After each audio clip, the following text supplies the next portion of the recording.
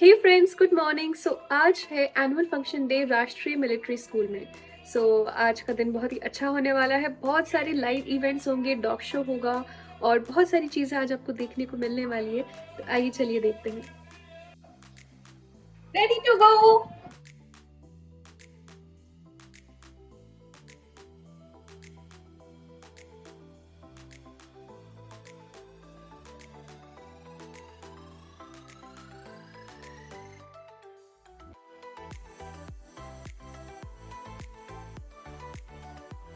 Bye bye. मैं पहुंच गई हूँ मिलिट्री स्कूल के गेट पे। तो ये इस्टेब्लिश हुआ था अजमेर में 1930 को। मिलिट्री स्कूल के इस्टेब्लिश हुआ था as King George Royal Indian Military School. इसका पर्पस ये था कि जो डिफेंस सर्विस ऑफिसर्स थे और साथ के जो सिविलियंस थे उनके बेटों को एजुकेशन दी जाए। इंडिया में हमारे 5 मिलिट्री स्कूल हैं, उनमें से एक मिलिट्री स्कूल अजमेर में है। बोर्ड पर डायरेक्शंस बताए हैं असेंबली हॉल के और वहीं से शुरुआत होती है आज के कल्चरल प्रोग्राम की। बच्चों के पेरेंट्स, गार्जियंस और मिलिट्री ऑफिसर्स के बीच में ये प्रोग्राम चालू होता है और प्रोग्राम को और रंगारंग करने के लिए यहाँ पे हमारे राजस्थान के लोकप्रिय ऊंट उसको सजा धजा कर यहाँ पर बुलाया गया है। देखिए ऊंट को किस तरीके से सजाया गया है, यहाँ तक इसके चारों पैरों के कोनों कोनों तक इसको रंगारंग करने की कोशिश करी है। और साथ ही जो डेलीगेट्स हैं यहाँ पे उनको ऊंट सवारी भी कराई गई है पूरे मिलिट्री स्कूल के, जो कि सबसे अच्छी और अट्रैक्टिव चीज़ थी इसमें।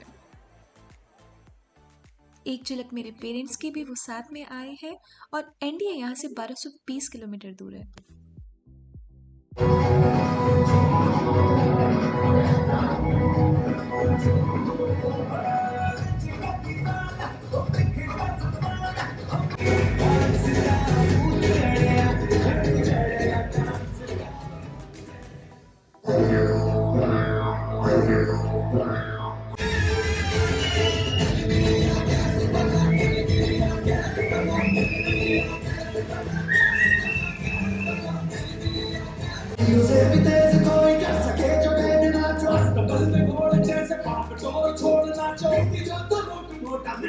अप्सरा के समान सुंदर है, जो कि सभी के हृदय में राज करती है।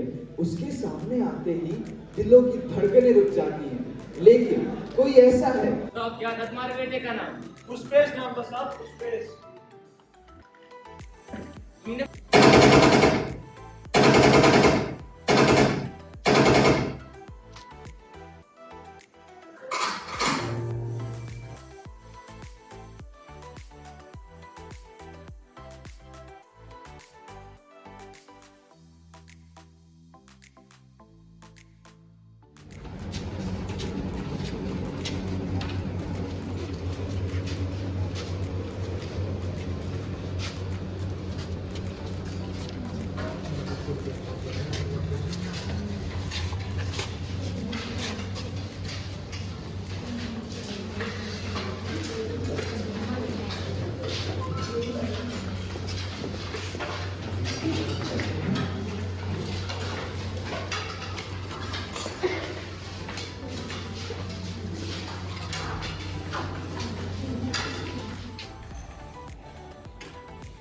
So friends, food was again very perfect. और अभी हम लोग यहाँ पे आए मेस में। पीछे मेस आप देख सकते हैं, कैडेट्स मेस। यहाँ पे मेस में जो खाना था वो सिंपल भगोनों में रखा हुआ था, बड़े बड़े भगोने थे। And it was mix of both veg and non veg. अगर यहाँ पे इस तरह की लाइफस्टाइल में बचपन से ही अडेप्ट हो जाते हैं तो whence we go to the secluded places जैसे कि लेह लद्दाख हो गई या फिर माउंटेन एरियाज़ हो गए, सो हम लोग सीख जाते हैं या फिर वो बच्चे सीख जाते हैं जो इस तरह की स्कूल्स में जिनको एजुकेशन मिली है कि किस तरीके से अपने आप को अडेप्ट करना है सिंपल सिचुएशंस में। तो अब मैं इसके बाद में नेक्स्ट है डॉग शो, जिसमें अभी टाइम है, तो तब तक एक बार राउंड हो जाए। दोस्तों, दूर कहीं मुझे एक मेमोरियल दिख रहा है, और देखते हैं क्या है उसकी स्टोरी क्या है और बताती हूँ मैं आपको उसके बारे में। तो जानते हैं आप कुछ मेजर बीरेंद्र सिंह जी के बारे में। ये भरतपुर ज़िले से थे जो कि राजस्थान में ही है और 6 साल इन्होंने राष्ट्रीय मिलिट्री स्कूल अजमेर में पढ़ाई करी। हालांकि ये पॉलिटिकल फैमिली से थे।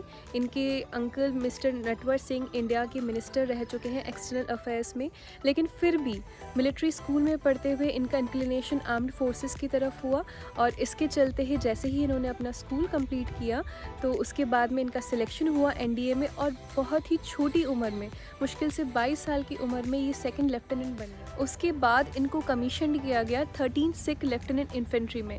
तो दोस्तों वो इन्फेंट्री जो कि सिख लेफ्टिनेंट्स की थी, वो इन्फेंट्री उन सोल्जर्स की बताई जाती थी जो कि बहुत ब्रेव थे, जिन्होंने बहुत सारे ऑनरेबल बैटल्स लड़ी थी। उनको देखकर मिस्टर बीरेंद्र सिंह जी और इंस्पायर हो गए और मुश्किल से 10 साल के अंदर वो मेजर बन गए। उसके बाद मेजर बीरेंद्र सिंह साहब जी बैटल्स लड़ते ही चले गए। और दोस्तों ऑपरेशन पवन जिसमें 30 जवान और थे, उनके लीडर थे बीरेंद्र जी, जो कि श्रीलंका में बैटल हुई थी और उसमें उनका निधन हुआ था। हमारे जो एक बहुत ही एक हीरा था देश का, उनका निधन हुआ था लगभग 11 अक्टूबर 1987 में। देखिए फ्रेंड्स, तो यहाँ पे अभी इन बैरक्स में काम चल रहा है। सारा सामान ऑलमोस्ट बाहर है और कितनी शांति है यहाँ पे। ये भी एक बैरक है और अभी यहाँ पे लेबर है जो यहाँ पे काम कर रही है। नीम के पेड़ हैं जो कि बहुत बेसिक होता है राजस्थान में। दिखने में बैरक बहुत ही छोटे से लगते हैं बट अंदर सफिशेंट डोम्स होते हैं।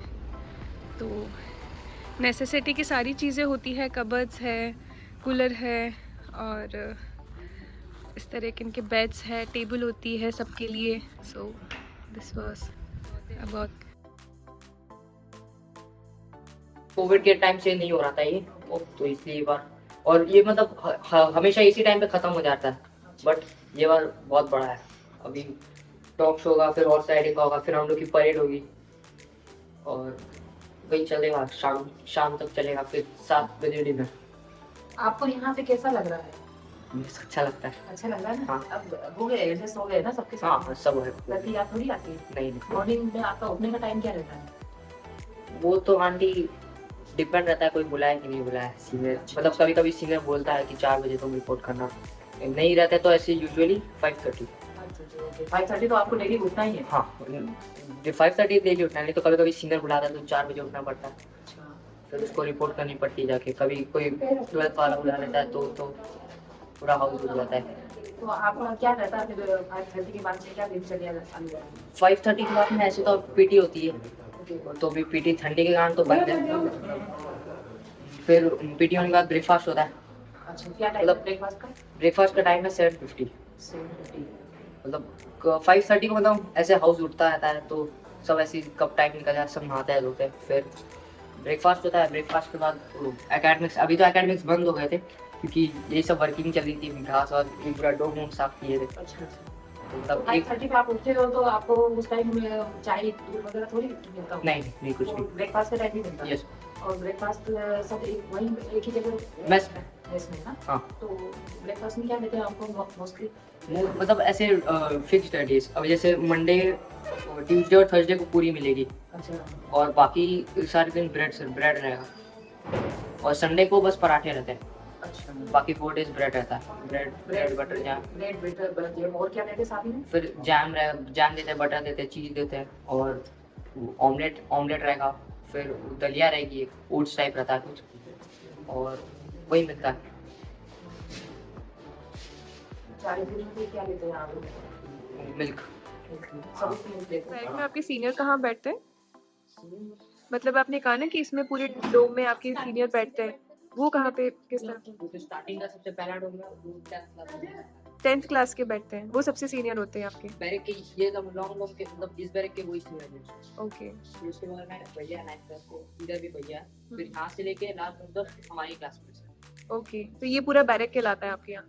ये बैरक कहलाता है। बैरक कहलाता है। और ये सारे एक वो डोम्स होते हैं? ये इसको एक डोम बोलते हैं। डोम बोलते हैं। ओके, ठीक है। चलिए आप लंच कर लीजिए। आप ही जाएंगे। श्योर।